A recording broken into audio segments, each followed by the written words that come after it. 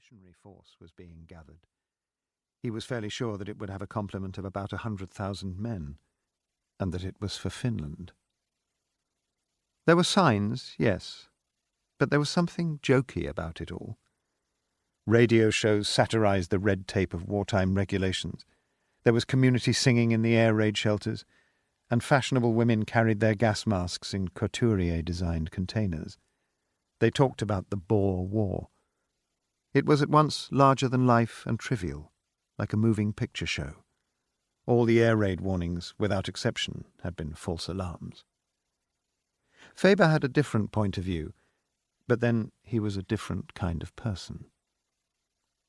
He steered his cycle into Archway Road and leaned forward a little to take the uphill slope, his long legs pumping as tirelessly as the pistons of a railway engine. He was very fit for his age, which was 39, although he lied about it. He lied about most things, as a safety precaution. He began to perspire as he climbed the hill into Highgate. The building in which he lived was one of the highest in London, which was why he chose to live there. It was a Victorian brick house at one end of a terrace of 6. The houses were high, narrow, and dark, like the minds of the men for whom they had been built. Each had 3 stories plus a basement with a servants' entrance.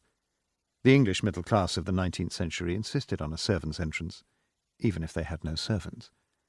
Faber was a cynic about the English. Number 6 had been owned by Mr. Harold Garden of Garden's Tea and Coffee, a small company which went broke in the slump. Having lived by the principle that insolvency is a mortal sin, the bankrupt Mr. Garden had no option but to die. The house was all he bequeathed to his widow, who was then obliged to take in lodgers. She enjoyed being a landlady, although the etiquette of her social circle demanded that she pretended to be a little ashamed of it. Faber had a room on the top floor with a dormer window.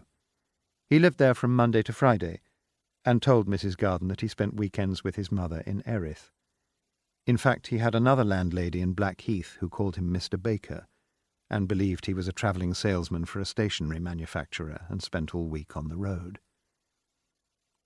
He wheeled his cycle up the garden path under the disapproving frown of the tall front-room windows. He put it in the shed and padlocked it to the lawn-mower. It was against the law to leave a vehicle unlocked.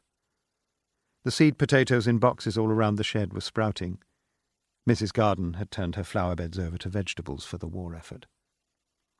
Faber entered the house, hung his hat on the hall stand, washed his hands, and went in to tea.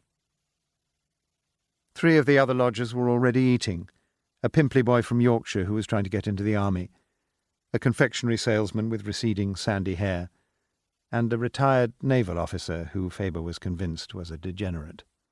Faber nodded to them and sat down. The salesman was telling a joke. So the squadron leader says, "You're back early," and the pilot turns round and says, "Yes, I dropped my leaflets in bundles, wasn't that right?" So the squadron leader says, "Good God, you might have hurt somebody." The naval officer cackled and Faber smiled. Mrs. Garden came in with a teapot. "Good evening, Mr. Faber. We started without you. I hope you don't mind." Faber spread margarine thinly on a slice of wholemeal bread, and momentarily yearned for a fat sausage. "Your seed potatoes are ready to plant," he told her. Faber hurried through his tea. The others were arguing over whether Chamberlain should be sacked and replaced by Churchill. Mrs. Garden kept voicing opinions, then looking at Faber for a reaction. She was a blousy woman, a little overweight. About Faber's age, she wore the clothes of a woman of 30, and he guessed she wanted another husband. He kept out of the discussion. Mrs. Garden turned on the radio. It hummed for a while, then an announcer said, "This is the BBC Home Service. It's that man again." Faber had heard the show. It regularly featured a German spy called Funf. He excused himself and went up to his room. Mrs. Garden was left alone after It's That Man Again.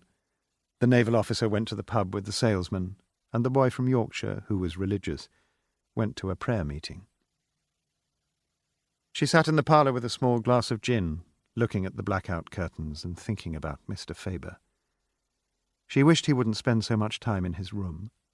She needed company, and he was the kind of company she needed. Such thoughts made her feel guilty.